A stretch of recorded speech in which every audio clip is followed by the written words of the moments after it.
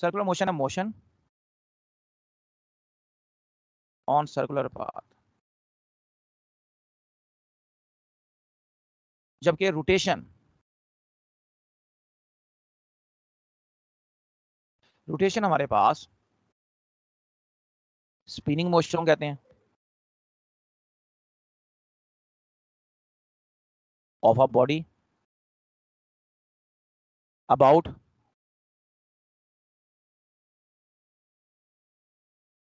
Axis of rotation.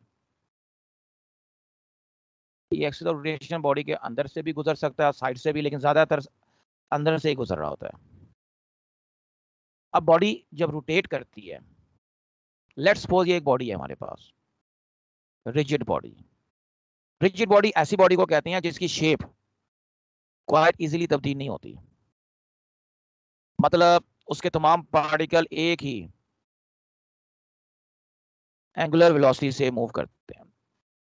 हम suppose करते हैं कोई डिस्क है हमारे पास, ठीक है, और ये रोटेट कर रही है इस एक्सिस के गिर्द, तो इसका हर हर पॉइंट इस एक्सिस के गिर्द घूम रहा है एक ही वेलोसिटी, एंगुलर वेलोसिटी के साथ। इसकी बड़ी रेडीमेड एग्जांपल है फैन। फैन के पंखे, पंखड़ियां, ये जब रोटेट करता है एक फैन, तो इसकी तमाम जो ब्लेड्स होते हैं वो एक ही वेलोसिटी के साथ रोटेट करते हैं, एंगुलर वेलोसिटी के साथ, यूनिफॉर्म एंगुलर वेलोसिटी के साथ, जब ये एक अपनी एक खास पेस के साथ मूव कर रहा होता है। और चूंकि तमाम पार्ट्स की एंगुलर वेलोसिटी सेम होती है, तो ये आपस में टकराते नहीं है इसके ब्लेड्स। हाँ, जब आप फैन को ऑन ऑफ करते हैं, फिर इसके अंदर एंगुलर एक्सेलरेशन पैदा होता है, वरना जब ये खास पेस के साथ मुसलसल मूव कर रहा होता है अपनी कांस्टेंट एंगुलर वेलोसिटी पर, तब इसमें एंगुलर एक्सेलरेशन नहीं होता। जबकि सर्कुलर पाथ में ये होता है पूरी की पूरी बॉडी एक ही पॉइंट के गिर्द घूम रही होती है। अब ये हमारा सर्कल है, तो ये अगर एक बॉडी है, तो ये पूरी बॉडी इस सेंटर ओ के गिर्द घूम रही है, और इसका distance from centre O radius कहलाता है, और ये तमाम बॉडी के तमाम पार्ट्स के लिए ये डिस्टेंस कांस्टेंट रहता है। सर्कुलर मोशन में एक वेलोसिटी होती है इस डायरेक्शन में, इसको टेंजेंशियल वेलोसिटी भी कहते हैं। इस डायरेक्शन में एक एक्सेलरेशन भी हो सकता है, टेंजेंशियल एक्सेलरेशन, और डिस्प्लेसमेंट भी इसी डायरेक्शन में होता है। ये तीन वेक्टर इस डायरेक्शन में होते हैं, प्लस मोमेंटम जो एम वी का प्रोडक्ट होता है, वो भी टेंजेंट के अलोंग एक्ट करता है। जबकि रोटेशन या सर्कुलर मोशन में जो एंगुलर वेलोसिटी होती है ओमेगा, जो एंगुलर एक्सेलरेशन होता है, एंगुलर डिस्प्लेसमेंट होता है, एंगुलर मोमेंटम होता है, ये सारी क्वांटिटीज एक्सिस ऑफ रोटेशन पर लगती हैं। और इसमें बात यह है कि जब हम टेंजेंट की डायरेक्शन की बात करते हैं, तो टेंजेंट एक्सिस ऑफ रोटेशन के परपेंडिकुलर बनता है on the path, circular path. तो टेंजेंट के लॉन्ग जितनी क्वांटिटीज होती हैं वो एंगुलर क्वांटिटीज के परपेंडिकुलर होती हैं। ये बात याद रखेंगे आप। एंगुलर क्वांटिटीज आपस में ज्यादातर सारी की सारी पैरेलल हैं, स्वाई अल्फा को छोड़ के। जो एंगुलर एक्सेलरेशन है ये पैरेलल या एंटी पैरेलल हो सकता है, इसका जिक्र हम आगे जाके करेंगे। इसके अलावा हमारे पास होती है सर्कुलर मोशन की दो टाइप्स, एक होती है यूनिफॉर्म सर्कुलर मोशन, और एक होती है हमारे पास वेरिएबल या नॉन यूनिफॉर्म सर्कुलर मोशन। इसमें जो यूनिफॉर्म सर्कुलर मोशन होती है, यूनिफॉर्म सर्कुलर मोशन, और ये बात याद रखिएगा, ये जितने भी मोशन हम पढ़ रहे हैं ये फिलहाल हॉरिजॉन्टल सर्कल के लिए पढ़ी जा रही है, वर्टिकल सर्कल हम एंड पे डिस्कस करेंगे। दूसरी आ गई non uniform circular motion. Uniform circular motion का मतलब ये होता है कि इसकी जो एंगुलर वेलोसिटी है वो कांस्टेंट है, ओमेगा इसमें कांस्टेंट है, और यहां पर मतलब है ओमेगा वेरिएबल है। अगर ओमेगा कांस्टेंट है तो बॉडी पे लगने वाला टॉर्क जीरो है, इसका मतलब है यहाँ टॉर्क जीरो हो जाएगा, और इनका रिजल्ट ये निकलेगा जो आपकी वेलोसिटी की मैग्नीट्यूड है, जिसे स्पीड कहते हैं, वो भी कांस्टेंट है। स्पीड कांस्टेंट है तो काइनेटिक एनर्जी कांस्टेंट है, याद रखिएगा। अल्फा 0 है, जब आपका टॉर्क 0 हो जाता है तो अल्फा 0 हो जाता है, यानी और इसकी वजह से स्पीड के कांस्टेंट होने की वजह से और ओमेगा के कांस्टेंट होने की वजह से आपका टेंजेंशियल एक्सेलरेशन 0 हो जाता है। जो एक वाहिद एक्सेलरेशन इसके अंदर होता है वो सेंटीपिटल एक्सेलरेशन है, नॉट इक्वल टू 0, क्योंकि सेंटीपिटल फोर्स भी नॉट इक्वल टू 0 लग रही होती है। जबकि सवाल बाद में इसके बाद क्या है? जबकि नॉन यूनिफॉर्म सर्कुलर मोशन में आपके पास टेंजेंशियल एक्सेलरेशन भी मौजूद होता है, सेंटीपिटल एक्सेलरेशन भी मौजूद होता है, सेंटीपिटल फोर्स भी मौजूद होती है, आपकी स्पीड भी वेरिएबल होती है, यानी कि डायरेक्शन ऑफ वेलोसिटी हम कहते हैं सर्कुलर मोशन में तब्दील होती है, और स्पीड हम आमतौर पे कहते हैं कांस्टेंट होती है। लेकिन जो नॉन यूनिफॉर्म या वेरिएबल सर्कुलर मोशन है इसमें स्पीड वेरिएबल है। इसका मतलब है इस पे टॉर्क नॉट इक्वल टू 0 है, अल्फा भी नॉट इक्वल टू 0 है, यानी नॉन यूनिफॉर्म या वेरिएबल सर्कुलर मोशन वाहिद सर्कुलर मोशन है जिसके अंदर तीनों किस्म के एक्सेलरेशंस मौजूद होते हैं। और यहाँ जो नेट एक्सेलरेशन आता है वो आ जाता है under root centripetal acceleration plus tangential acceleration का स्क्वायर, सेंटीपिटल एक्सेलरेशन का स्क्वायर प्लस टेंजेंशियल एक्सेलरेशन का स्क्वायर होल अंडर रूट। अब आप सवाल कीजिए, अब एक पूरी बात मुकम्मल हो गई, अब सवाल करो। सही अल्फा क्या है? अल्फा एंगुलर एक्सेलरेशन है, अभी जिक्र आ रहा है इसका। ओमेगा एंगुलर वेलोसिटी है, थीटा एंगुलर डिस्प्लेसमेंट है। और कुछ? इसका पेज का स्क्रीनशॉट लो, फिर मैं नीचे पीछे चलता हूं अपने नोट्स के ऊपर। ये सारे एमसीक्यू लिखे हैं मैंने एक लिहाज से। वापस आ जाए इधर। लें जी, रिजिड बॉडी किसे कहते हैं? सबसे पहली बात जो आप नोट्स में पढ़ोगे, और नोट्स से पहले जो मैंने चीजें अभी बताई हैं वो आपको देखनी है और जहन में रखनी है। रिजिड बॉडी ऐसी बॉडी को कहते हैं जिसकी शेप क्वाइट इजीली चेंज नहीं हो सकती। ये इसकी बेसिक डेफिनेशन है पहली। हर पॉइंट इसका एक ही वेलोसिटी के ऊपर, एंगुलर वेलोसिटी के ऊपर रोटेट होता है या मूव करता है in a circle. Axis of rotation उस एक्सिस को कहते हैं जो perpendicular to the plane of body होता है आमतौर पर, और प्लेन ऑफ रोटेशन के भी परपेंडिकुलर होता है। बॉडी में से गुजर भी सकता है और साइड से भी जा सकता है, ज्यादातर बॉडी में से गुजर रहा होता है, और इसकी कोई ट्रांसलेशनल मोशन नहीं होती। अच्छा, आगे आपके पास आ जाता है एंगुलर डिस्प्लेसमेंट। सर्कुलर मोशन में या रोटेशन में वो एंगल जो बॉडी सेंटर पे बना रही होती है, या सर्कुलर मोशन में दो रेडियाई के दरमियान on the circumference of circle किसी आर्क का एंगल एट द सेंटर, यानी सर्कुलर आर्क का angle at the centre between two radii, उसको कहेंगे एंगुलर डिस्प्लेसमेंट। थीटा से रिप्रेजेंट करते हैं, और ये एक एंगल है, वेक्टर क्वांटिटी है स्मॉल एंगल्स के लिए, जिसकी रीडिंग होती है जी 10 डिग्री। तो 10 डिग्री से लेस ये वेक्टर क्वांटिटी है, क्योंकि वेक्टर एडिशन के लॉस को ओबे कर रहा होता है।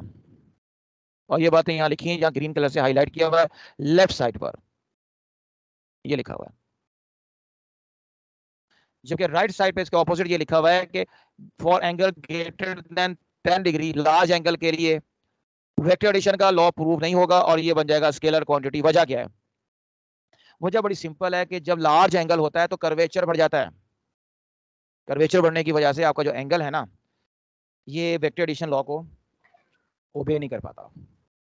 जबकि स्मॉल एंगल के लिए आपको पता होना चाहिए जो आर्क लेंथ है और जो कॉर्ड लेंथ है वो हम अप्रोक्सीमेटली इक्वल लेते हैं। मतलब उस वक्त इसकी लंबाई स्ट्रेट लाइन ही होती है आर्क लेंथ की, जिसका एंगल थीटा बन रहा होता है सेंटर पर। तो वो जो थीटा है ना, जिसका आर्क लेंथ और कॉर्ड आपस में इक्वल होते हैं, वो स्मॉल एंगल ही होते हैं, लेस देन 10 या 10 के इक्वल। तो वहां तक आपका लॉ एप्लीकेबल है वेक्टर एडिशन का। उसके बाद यूनिट्स आ जाते हैं इसके। आपका जो ये एंगुलर डिस्प्लेसमेंट है 3 यूनिट्स में मेजर किया जाता है। इसमें एक आपके पास है रेडियन जो एसआई यूनिट है, एक डिग्री और एक रेवोल्यूशन है। रेवोल्यूशन तो पूरे राउंड ट्रिप को बोलते हैं, एक चक्कर को सर्कल में 2 पाई रेडियन के बराबर होता है, और इसमें डिग्री में ये 360 डिग्री होता है, और 1 डिग्री 1/360th पार्ट होता है 360 डिग्री में से। रेडियन आपका उस सेंट्रल एंगल को कहते हैं जिसमें आर्क लेंथ रेडियस के इक्वल होती है। यहाँ जो फॉर्मूला आप आमतौर पर पढ़ते हो, जब उसको भी देख लेते हैं। वो होता है जी, आपके पास अगर ये सर्कल है, हम लेट कर लेते हैं ये एक सर्कल है, और इस सर्कल के ऊपर ये 2 पॉइंट्स हैं, तो ये आर्क लेंथ बनी इसकी। इस आर्क लेंथ का यहाँ जो एंगल होगा ये 1 रेडियन लेंगे हम। अगर ये आर्क लेंथ और ये रेडियस आपस में क्या है, equal, s is equal to r theta के मुताबिक, r is equal to s over theta. अगर ये इक्वल है तो theta is equal to s over r, तो s ओवर s करके कैंसिल हो गया, जवाब 1। यहां से पता लगा ये डायमेंशन लेस क्वांटिटी है, थीटा डायमेंशन लेस होता है। यूनिट तो इसका होता है रेडियन, लेकिन डायमेंशन लेस क्वांटिटी है, क्योंकि ये 7 बेसिक या ड्राइव यूनिट में इसका यूनिट शामिल नहीं है, सप्लीमेंट्री यूनिट में शामिल है। और एक सर्कल के अंदर अगर आपने एंगल निकालना हो, एक सर्कल में टोटल एंगल कितने होते हैं, s ओवर r। अब ये पूरा जो सर्कल बना, ये 2 पाई r है, रेडियस अगर r के बराबर है, r से कटेगा, एंगल बनेगा 2 पाई रेडियन। तो यहां से पता लग गया एक सर्कल में 2 पाई रेडियन एंगल होता है या 360 डिग्री एंगल होता है।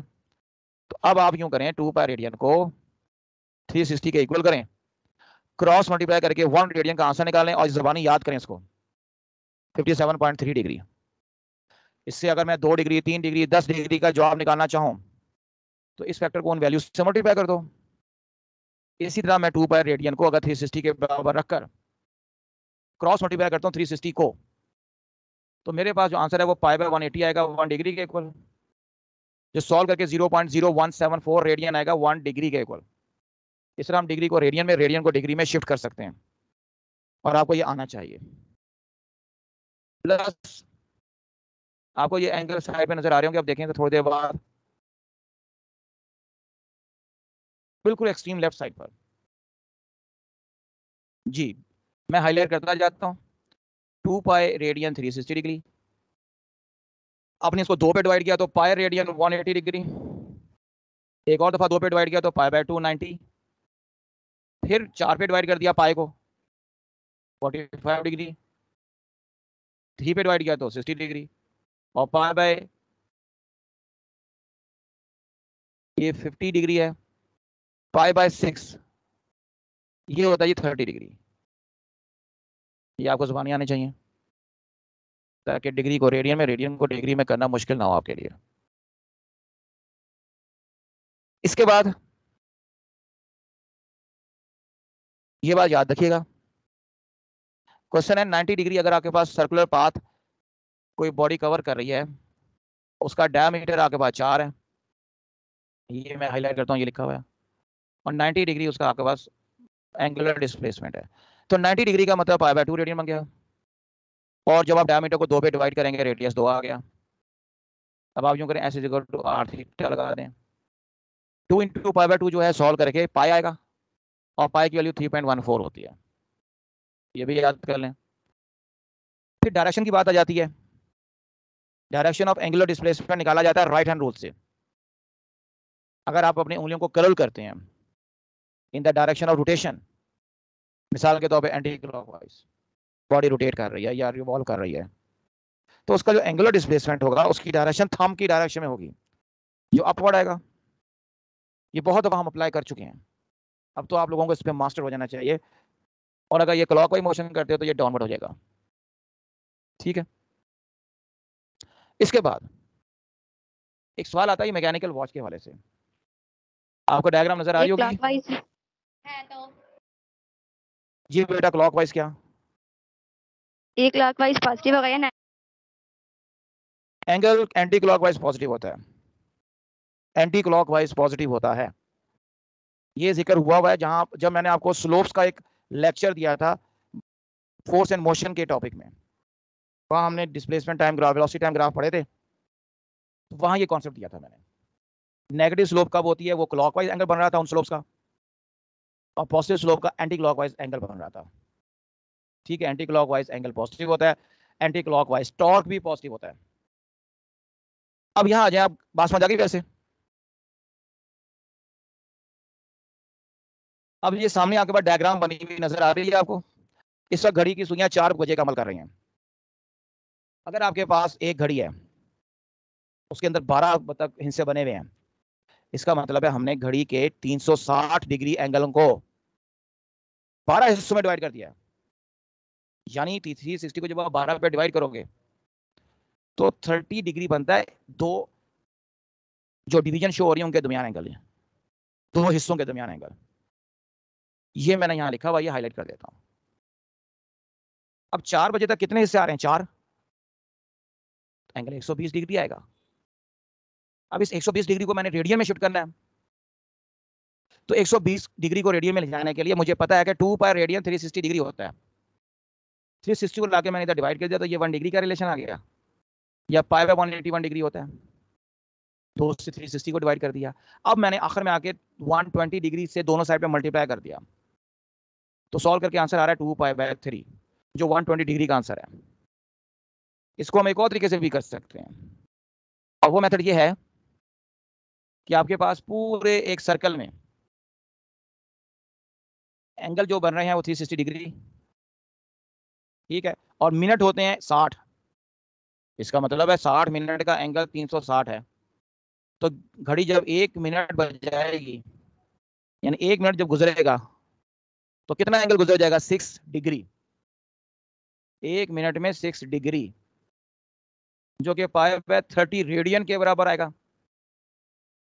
तो अगर 1 मिनट में पाई बाय 30 रेडियन है, तो 20 मिनट में कितना होगा, पाई बाय 30 को 20 से मल्टीप्लाई कर दो, वो डायरेक्ट 2 पाई बाय 3 आ जाएगा। अगर 25 मिनट गुजरे हैं तो 25 मिनट पाई बाय 30 हो जाएगा, और उसको सिंप्लीफाई कर लो, वो बन जाएगा 5 पाई बाय 6। 5 के टेबल पे डिवाइड हो जाएंगे, एंड सो ऑन। इसी तरह इधर आओ, ये तो कहानी थी मिनट हैंड की, ये आर हैंड की ये लिखिए इधर।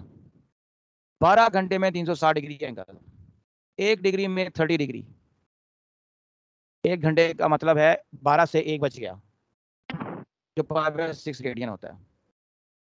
इस तरह आप लोग मुख्तलिफ टाइमिंग का एंगल निकाल सकते हैं, डिग्री डिग्री या रेडियन में। ठीक है,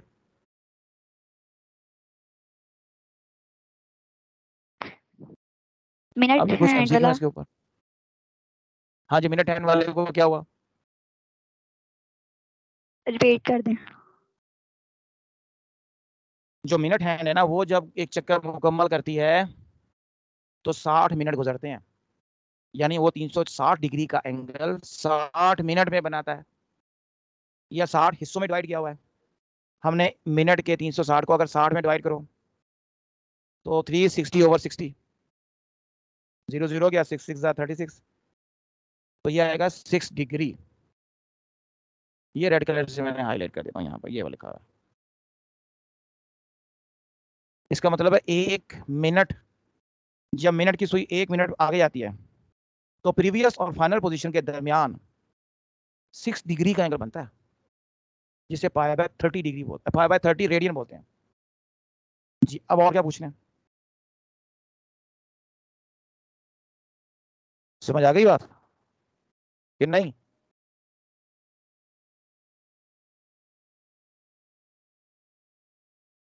बेटे समझ आई है तो मैं आगे चलूं?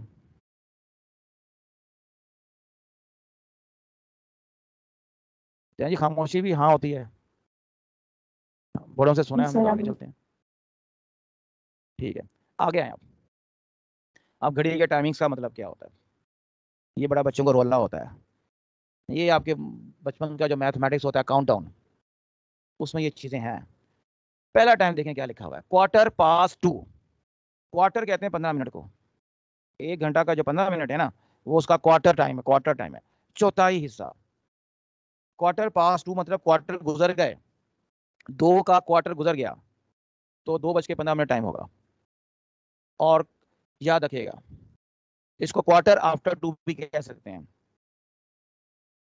अगर हम बात करते हैं 2:45 को, इसको 45 पास 2 कह सकते हैं, या क्वार्टर टू 3 कहेंगे, यानी 3 बजने में 45 मिनट, 15 मिनट, सॉरी, 3 बजने में 15 मिनट, क्वार्टर टू 3। इसी तरह 20 to 3 मतलब 3 बजने में 20 मिनट, 2:40 और 20 पास 2, 20 मिनट गुजर गए 2 बजकर। इसी तरह से 1 o'clock जब 1 बजेगा, तो दोनों सुइयों के बीच में एंगल हम ऊपर देख चुके हैं, 30 डिग्री या π/6 रेडियन होगा। इसी तरह 2 बजे आओगे, ये 2π/6 हो जाएगा, 3 बजे 3π/6 हो जाएगा, 4 बजे 4π/6, 5 बजे 5π/6 एंड सो ऑन, 6 बजे 6π/6 जो पाई बन जाएगा। लेकिन जैसे ही 6 से आगे जाएंगे, 7 बजे 7π/6 नहीं होगा। अब आपने एंगल उस तरफ से मेजर करना है, 12 और 7 बजे के दरमियान, यानी छोटा एंगल लेना है 180 से। ये बात मैं पहले ही बता चुका हूं, 2 वेक्टर्स में एंगल कभी भी 180 से बड़ा नहीं होता। ये बात समझ आ गई? ये यहाँ डायग्राम में बयान किया सर एक बार रिपीट कर दें। ये डायग्राम देखो तुम, 8 बज रहे हैं ना, एंगल कौन सा जी लिया सर। लेफ्ट वाला या राइट वाला? सर 1 o'clock के लिहाज से या 6 बजे के बाद? और नहीं, ये जो 8 बज रहे हैं, और ये तो 8 बज रहे हैं, घड़ी में 8 बज रहे हैं, जो रेड कलर की डायग्राम है थीटा उसकी लिया। बात करो। थीटा कौन सा लिया है, लेफ्ट साइड वाला राइट साइड वाला? राइट। ये देखो नीचे टिक का निशान लगा हुआ है, राइट वाला लिया है, ये 180 से छोटा एंगल है। अब बात समझ आ गई? जो मैं बात कर रहा था वो ये वाली कर रहा था। जी सर। इसका मतलब है 5 बजे और 7 बजे सेम एंगल होगा between minute hand and hour hand, 5π/6।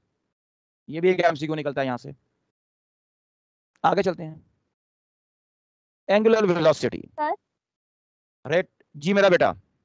Sir इस केस में हम वो पॉजिटिव और नेगेटिव थीटा लेंगे, जैसे क्लॉकवाइज होगा तो नेगेटिव एंड एंटी क्लॉक होगा तो नहीं, ये मैग्नीट्यूड होती है, पॉजिटिव ही रहेंगी, ठीक है? वो तो हमने वैसे ही जनरल रूल बनाया हुआ है। सर ये 25 to अच्छा जी, आइएगा एक बार। हाँ क्या हुआ? सर ऊपर जाइएगा थोड़ी सी। 1 मिनट ठहरो, हाँ जी वापस आ गए। सर ये 25 to 3 लेफ्ट साइड पे, ये बताइएगा एक बार। लेफ्ट साइड पे 25, ये कहाँ लिखा है? सर ये थर्ड लास्ट है, 25 to 3। 2π/3 लिखा है, तुम उसे 25 पढ़ रही हो? 2π/3, नो सर 4π/6 को हमने किया। एक मिनट सर ठहरो। ये यहाँ बात कर रही हो या इसके नीचे ऊपर जहाँ मैंने टिक लगाई है? ये लेफ्ट साइड पे। अच्छा लेफ्ट साइड पर, ये 25 वाला हिस्सा। Yes sir. हाँ 25 पास 2, इसका मतलब है 2:25, और 25 to 3 का मतलब है 3 बजे में 25 मिनट, 2:35 होगा। ये लिखा हुआ है। चले, angular velocity, rate of change of angular displacement, vector quantity, direction along axis of rotation, ये मैं बता चुका हूं पीछे।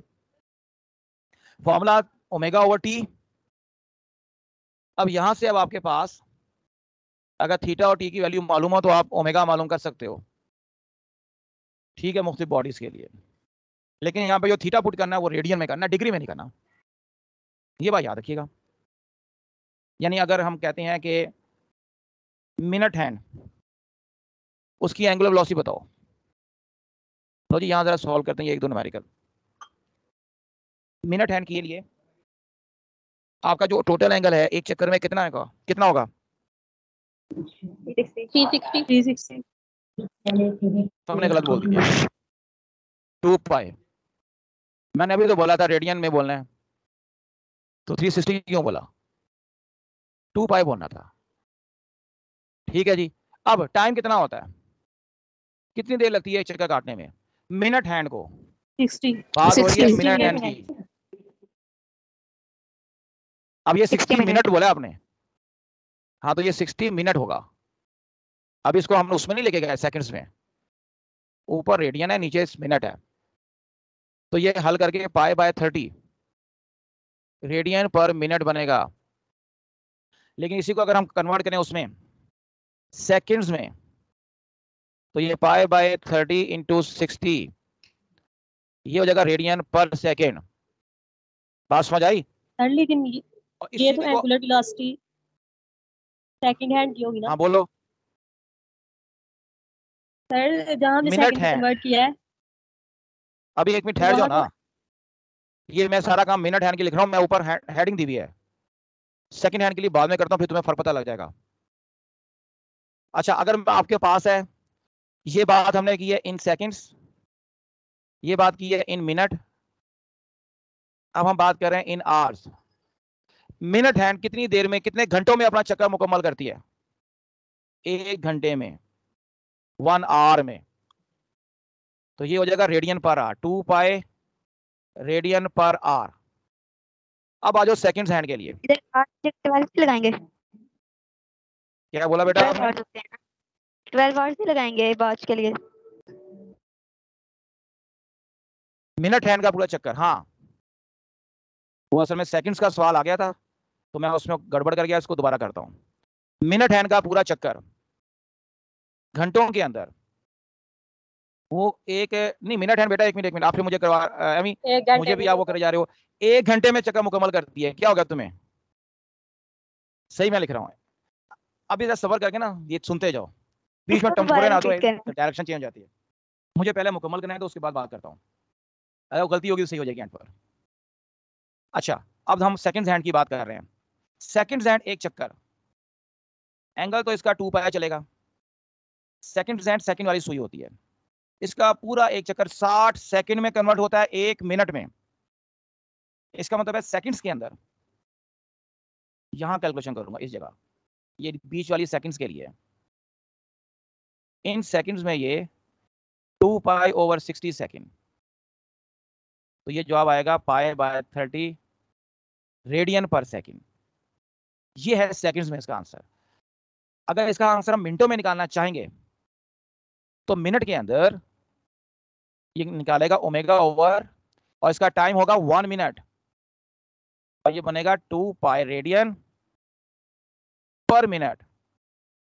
और अगर इसको घंटों में लेके जाते हैं कि रेडियन पर आवर में ये कितना करेगा, 2 पाई रेडियन ओवर, अब 1 घंटे में सेकंड्स होते हैं आपके पास 3600, लेकिन जब आप 1 सेकंड की बात करते हो तो घंटों में ये चले जाते हैं 1 ओवर 3600 आवर्स। तो यहाँ 1 ओवर 3600 आवर्स लगेंगे, जो ऊपर जाके 2 पाई से मल्टीप्लाई होगा, ये आ गया radian per hour. Second hand की स्पीड आ गई। अब आ जाओ आवर हैंड में, इसमें आपके पास एक घंटे वाली सुई, ये अब घंटे वाली सुई की बात हो रही है। पूरे एक चक्कर में एंगल तो इसका भी 2 पाई रहेगा, लेकिन इसका जो टाइम है ये पूरा एक चक्कर मिनटों के हिसाब से कितनी देर में मुकम्मल करता है पूरा एक चक्कर? घंटों में इसके 12 घंटे बनते हैं, यानी इसका एक चक्कर 12 घंटे में कवर होता है। तो मिनटों में ये बनेगा 12 इंटू 60। इसको हल कर लेंगे, ये पाई बाय 360 रेडियन पर मिनट बनेगा। इसको जब हम लेके जाएंगे आवर्स के अंदर तो ये बनेगा 2 pi over 12 hours, pi by 6 radian per hour. और जब इसको लेके जाएंगे उसमें मिनट्स के बाद सेकंड्स में, तो 2 पाई ओवर एक दिन में 12 घंटों में 12 इंटू 3600 सेकेंड्स होते हैं रेडियन पर सेकेंड। को हल कर लेना बैठकर। अब जरा सवाल करो, ये पूरा स्केच मैंने बना दिया, ये सारे एमसीक्यूज हैं। जी बेटा, अब बात समझ आई? यस काम एक ही है। हाँ, एम यहाँ बोल बोल के मुझे भी गलत कर रहा है। अच्छा एक और चीज देखो इसी के साथ ही, रोटेशन ऑफ अर्थ, इसकी अगर आपसे कहें जी ओमेगा निकालो तो थीटा ओवर टी, थीटा तो 2 पाई आ गया। टाइम कितना लगता है, पूरा दिन 24 घंटे, तो pi by 12 radian per hour. अगर इसको लेके जाना मिनट में तो पाई बाय 12 इंटू 60 रेडियन पर मिनट हो गए। एक और सेकंड में लेके जाना है तो पाई बाय 60 इंटू 60, ये एक ही यूनिट को मैं शूट कर रहा हूं। बात समझ आ गई, रोटेशन ऑफ अर्थ। ये आपके एमसीक्यू बनते हैं इसके। अब जरा वापस चलते हैं अपने टेक्स्ट की तरफ। सर जी जी, सर लेकिन जो आर हैंड है वो तो 12 घंटों में पूरा चक्कर करता है ना। हाँ तो मैंने 12 घंटे लिखे हैं, मैंने कौन सा कुछ कम ज्यादा कर दिए हैं। ये लिखे हुए सर्कल के अंदर, सॉल्व करो अब। वो नीचे वाला जमीन की रोटेशन है, जो ये कैलकुलेशन कराई थी ना मैंने, ये रोटेशन ऑफ अर्थ की कराई है 24 घंटे वाली, आर हैंड वाली ऊपर थी। मुझे लगता है तुम ये देख के समझी हो कि ये आर हैंड है, नहीं ये अर्थ की रोटेशन है, उसकी एंगुलर स्पीड है। ठीक है, सर वो जो आपने ऊपर लेफ्ट साइड पे करवाया है, हाँ ये कराया हुआ है, देख लो। सर ये आर वाला समझा दो, ये आपने लिखा हुआ है in r 2 pi by 1 r. Hour hand में 12 घंटे में चक्कर मुकम्मल होता है एक घड़ी की घंटों वाली सुई का। ठीक है, यानी टाइम हमारे पास है 12 घंटे और एंगल है 2 पाई। तो पहले तो मैंने यहाँ 12 आर लगा दिया सबसे नीचे, जिसको हल करके पाई बाय 6 आंसर आ गया रेडियन पर आर के यूनिट में। फिर इसी 12 को मैंने जब मल्टीप्लाई किया 60 के साथ तो ये बन गया मिनट सबसे ऊपर। ठीक है, और जब इसी को मैंने मल्टीप्लाई किया 3600 से तो ये बन गया सेकंड्स के अंदर। बस ये किया और कुछ नहीं किया। सर ठीक है राइट बच्चे, साइड पे आपने जो किया हुआ है वहाँ पे पाई बाय 6 आंसर आ रहा है, लेकिन जो आपने लेफ्ट साइड पे किया हुआ है वहाँ पे 2 पाई आ रहा है। हाँ तो ये लेफ्ट वाला है किसके लिए, तुमने ये नहीं देखा ऊपर, ये मिनट हैंड के लिए और ये आर हैंड के लिए, दो अलग अलग कॉलम है ये। तीसरा ठीक है कॉलम ये सर, बीच वाला सेकंड्स हैंड के लिए। ठीक एक है। सेकंडों की सुई होती है, एक मिनटों की होती है, एक घंटों की होती है। तीनों की एंगुलर स्पीड डिफरेंट होती है बेटा, एक जैसी हो जाती तो टाइम कैसे निकलता। बात समझ आ गई। जी सर आ गई। चलें अब जरा वापस आए, ये एमसीक्यू हमारे हो गए और यहाँ पे ये एमसीक्यू और नजर आ रहा है आपको, इसको मैं हाईलाइट कर देता हूँ जरा। बाकी तो मैंने आपको कैलकुलेशन कर दी है। अरे ये रेड कलर में कर रहा हूँ मैं। सेकंड्स की एंगुलर स्पीड सबसे ज़्यादा, फिर मिनट की और फिर आर हैंड की। सिंपल सी बात है, हर एक को पता है, घड़ी को देखने पता लग जाएगा। उसके बाद अर्थ की रोटेशन का ये मैं करवा चुका हूँ सारा। अब आपके पास आ गया एंगुलर एक्सेलरेशन। अच्छा इस angular acceleration rate of change of angular velocity है, ये तो हमें पता है। अब एक बात याद रखिएगा, अगर आपका ओमेगा कांस्टेंट है एंगुलर एक्सेलरेशन 0, ओमेगा इंक्रीज कर रहा है तो एंगुलर एक्सेलरेशन पॉजिटिव होगा और ये दोनों पैरेलल होंगे सेम डायरेक्शन में, ओमेगा और अल्फा। लेकिन अगर वेलोसिटी कम हो रही है, जिस तरह पंखे को जब बंद किया जाता है, उस लम्हे आपका एंगुलर एक्सेलरेशन एंगुलर वेलोसिटी के ऑपोजिट होगा। ये वाली चीज आखिर में लिखी है। ठीक है, अब सीलिंग फैन के एग्जांपल या एमसीक्यू में है, ये नोट्स में भिजवाऊंगा, पढ़ लेना। ठीक है, इसमें जब आप सीलिंग फैन को ऑन करें तब आपका angular acceleration angular velocity same direction में, सीलिंग फैन को ऑफ करेंगे तो अपोजिट डायरेक्शन में। जब सीलिंग फैन अपने फुल स्वांग के ऊपर घूम रहा होगा उस वक्त एंगुलर वेलोसिटी तो होगी लेकिन एंगुलर एक्सेलरेशन 0 होगा और एंगुलर वेलोसिटी कांस्टेंट हो चुकी होगी।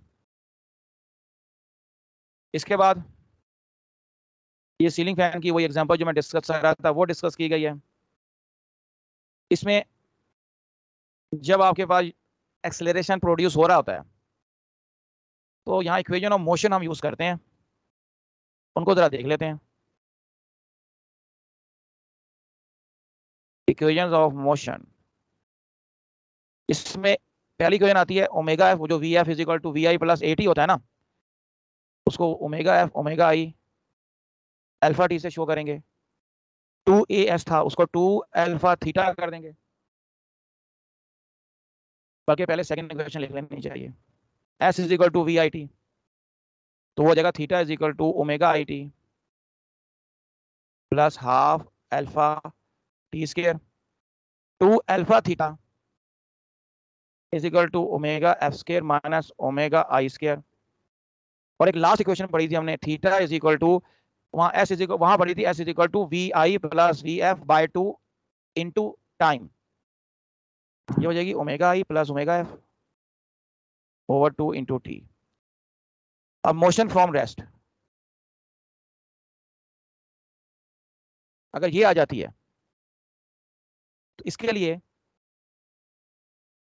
ओमेगा आई 0 हो जाएगा, ओमेगा एफ को ओमेगा लेट कर लेते हैं, omega is equal to alpha t पहली equation, theta is equal to half alpha t square और 2 alpha theta is equal to omega square और theta is equal to 1/2 omega t. ये फॉर्मूले बन जाएंगे। यहां से अब आप रिलेशन निकालना चाहें, theta 1 theta 2 omega 1 square omega 2 square, constant acceleration के केस में theta proportional to omega t square आ रहा है। इसका मतलब है इनका जो ग्राफ है, जिस तरह एस और टी का आया था, वो इस किस्म का ग्राफ बन गया था। ठीक है, अगर एमसीक्यू बनाना चाहें तो बना सकते हैं जी। अगर कांस्टेंट वेलोसिटी के थीटा का टाइम से डायरेक्टली रिलेशन होगा, बेटा कांस्टेंट वेलोसिटी के फॉर्मूले पीछे हम पढ़ के आ गए ना, theta is equal to omega t, ये कॉरेस्पॉन्डिंग है s is equal to v t वाला, तो ये वाला फॉर्मूला चलेगा। ठीक है, अब आगे चलते हैं थोड़ा सा।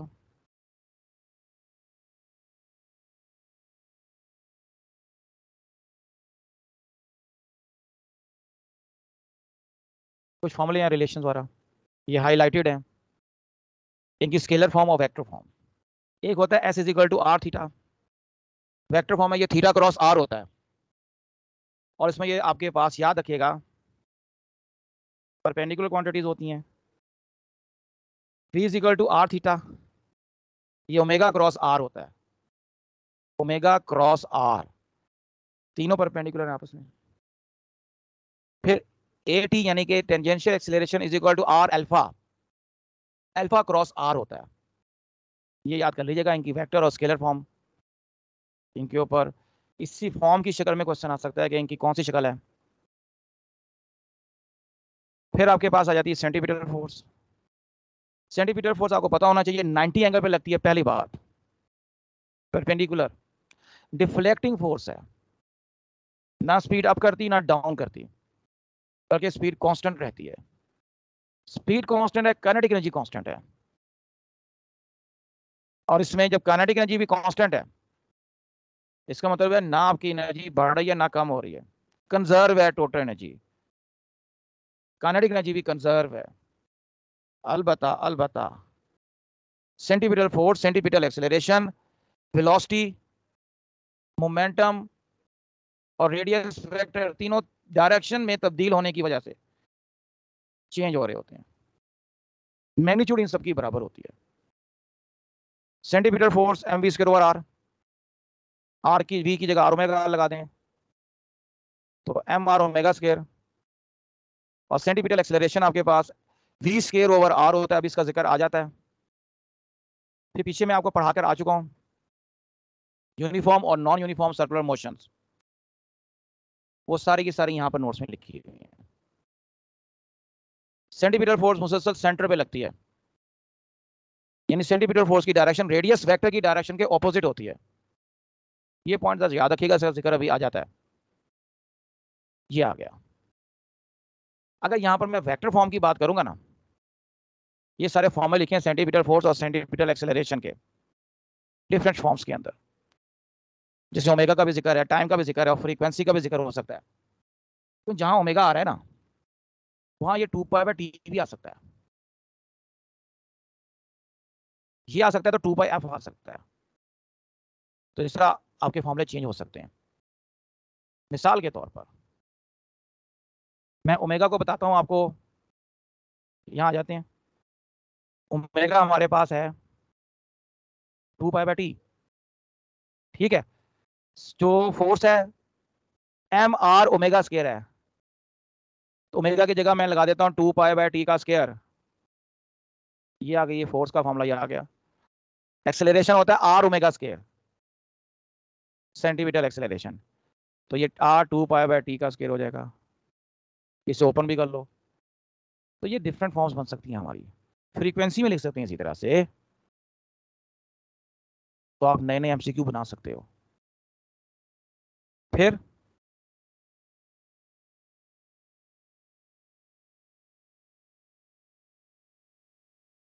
आपके पास आ जाती है मोशन इन वर्टिकल सर्कल। अच्छा, ये वेक्टर फॉर्म के फॉर्मूले रह गए थे, ये पहले बता दूं, फिर वर्टिकल सर्कल में चलते हैं। सेंटीमीटर फोर्स या सेंटीमीटर एक्सेलरेशन को जब भी आप वेक्टर फॉर्म में लिखोगे, यहाँ वेक्टर फॉर्म डाल दीजिएगा तो नेगेटिव साइन आएगा। मैं अभी बता रहा था कि सेंटीमीटर फोर्स सेंटर की तरफ होती है और रेडियस वेक्टर आउटवर्ड होता है। जी ये सारे यहाँ पर फोर्स के, तो ये सारे वर्टिकल सर्कल के थे। नहीं, ये सब हॉरिजॉन्टल चल रहा है, अभी वर्टिकल नहीं आया, वर्टिकल अभी ये आना वेक्टर है। फॉर्म वर्टिकल किया फिर। ये वेक्टर फॉर्म इस तरह से, जब भी कोई बॉडी सर्कुलर पाथ पे घूमती है तो उसका रेडियस वेक्टर होता है सेंटर से बाहर की तरफ, बाउंड्री की तरफ, और सेंटीमीटर फोर्स या एक्सेलरेशन अंदर की तरफ होते हैं। इनमें 180 डिग्री का एंगल होता है, उसको शो करने के लिए वेक्टर फॉर्म में नेगेटिव साइन यूज कर लेते हैं, ठीक है।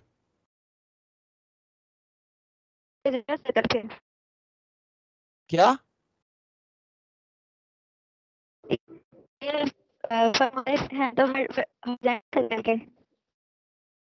बेटा, आपकी आवाज टूट रही है, मुझे नहीं पता लग रहा क्या बोल रहे हो आप। या तो माइक को सेट करो या आपका सिग्नल का, माइक का मसला है। मैं ये पूछ रही थी कि ये सारे फार्मूले पढ़े हैं, ये सारे हॉरिजॉन्टल से लिखे ना? हाँ हाँ, ये सब हॉरिजॉन्टल सर्कल चल रहा है अभी, अभी वर्टिकल तो आया ही नहीं। आखिरी बात क्या बोली?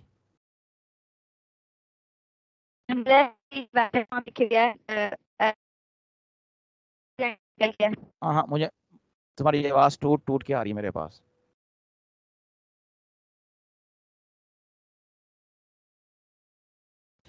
एक बार दोबारा बोलें बेटा।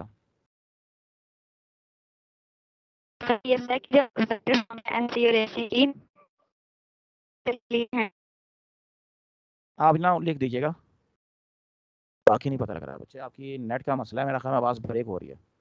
मेरी आवाज आपको सही आ रही है? आपकी टूट रही है।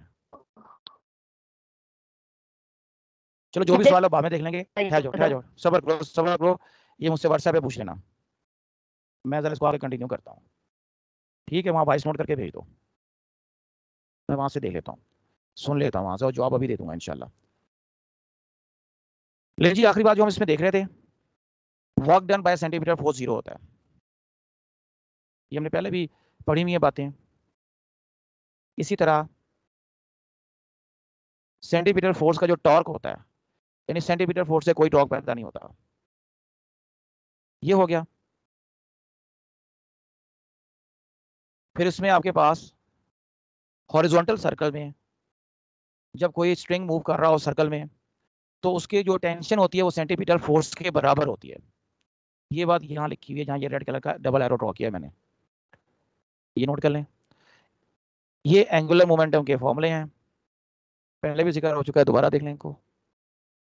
और law of conservation of angular momentum ये कहता है, किसी बॉडी पे लगने वाला टॉर्क अगर 0 है ना, तब बॉडी का जो एंगुलर मोमेंटम है, एंगुलर मोमेंटम, वो कंजर्व रहता है, ठीक है।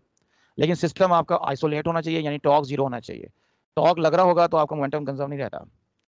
और rate of change of angular momentum torque के बराबर होता है। ये चीज जिस तरह फोर्स होती है ना, delta P over delta t, यानी rate of change of linear momentum applied force होती है, इसी तरह rate of change of angular momentum torque होता है, क्योंकि टॉर्क रोटेशनल एनालॉजी है आपकी फोर्स का। अब आप आ जाएं जरा वर्टिकल सर्कल पर। जब एक बॉडी वर्टिकल सर्कल में घूम रही होती है तो उसके ऊपर जो टेंशन लग रही होती है वो मैक्सिमम होती है लोएस्ट पॉइंट पर, इधर नीचे वाली डायग्राम, और ऊपर की डायग्राम में टॉप एंड दिखाया गया है। यहां पर आपकी जो टेंशन है और स्पीड मिनिमम होती है। टॉप एंड के ऊपर जो वेलोसिटी होती है मिनिमम, उसका फॉर्मूला √GAR, और बॉटम में वेलोसिटी का फॉर्मूला होता है √5GR।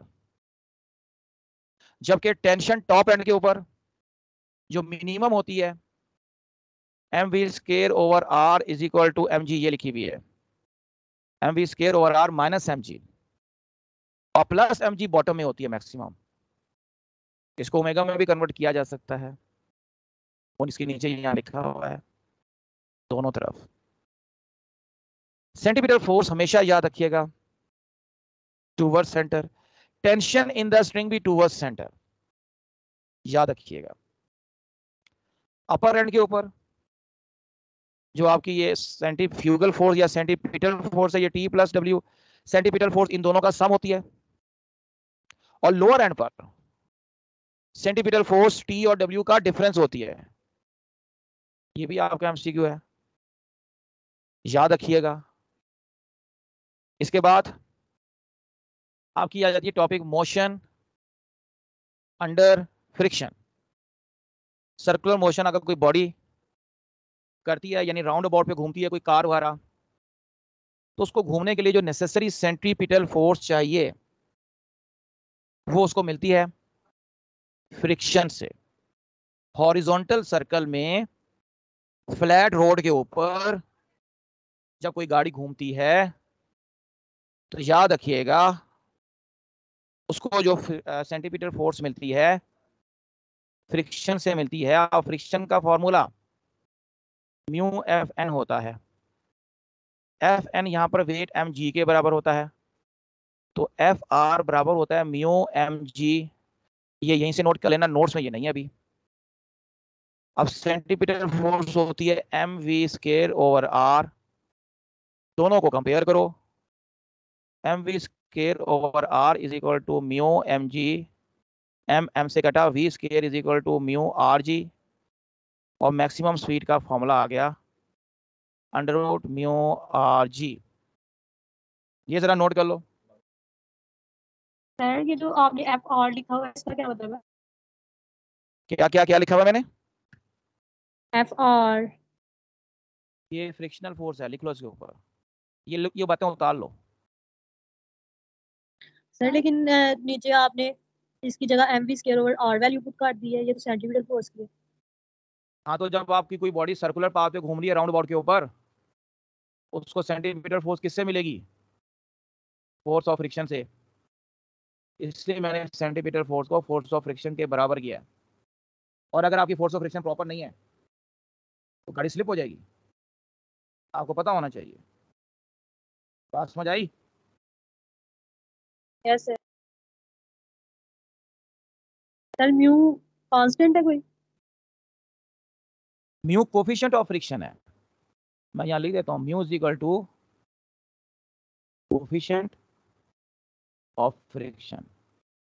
दो बॉडीज के लिए कांस्टेंट होता है ये, और इसका यूनिट कोई नहीं होता, ये बात याद रखिएगा। बात समझ आ गई? हाँ जी, हाँ जी। सर जब भी कोई बॉडी टर्न करती है तो वो सेंट्रीफ्यूगल फोर्स की वजह से बैलेंस होती है ना?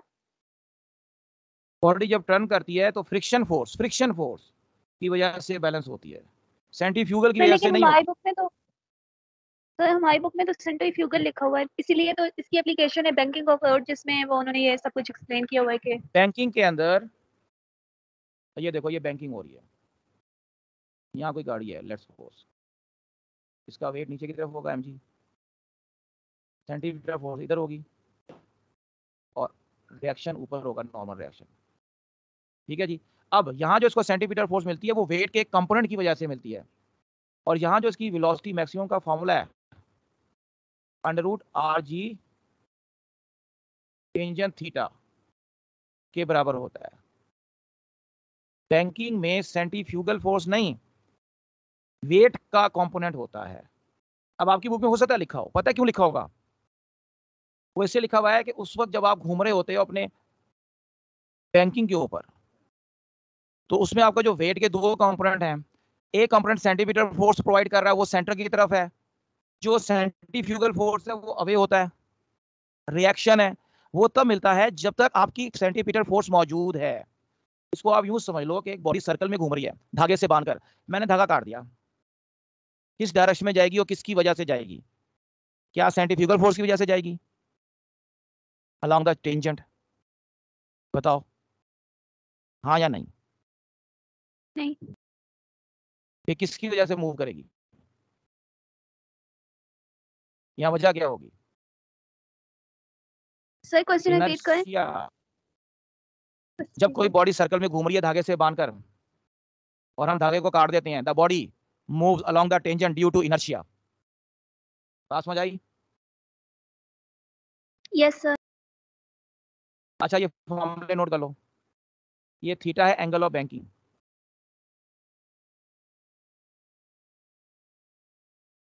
एंगल ऑफ बैंकिंग का सवाल है तो आपने ये करना है।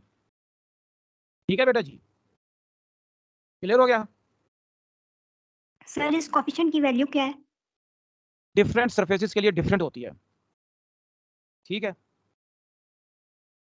और एक और बात याद रखिएगा कि आपकी जो वेलोसिटी है ना, इस केस में लेस देन इक्वल टू होनी चाहिए √μRg।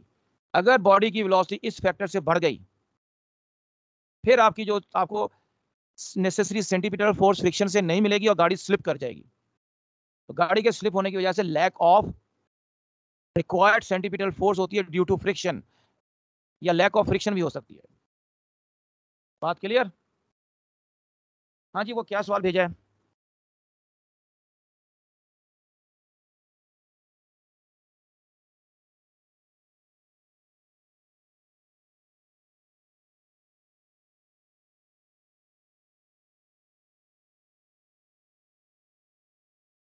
एक क्वेश्चन है कि बोलो।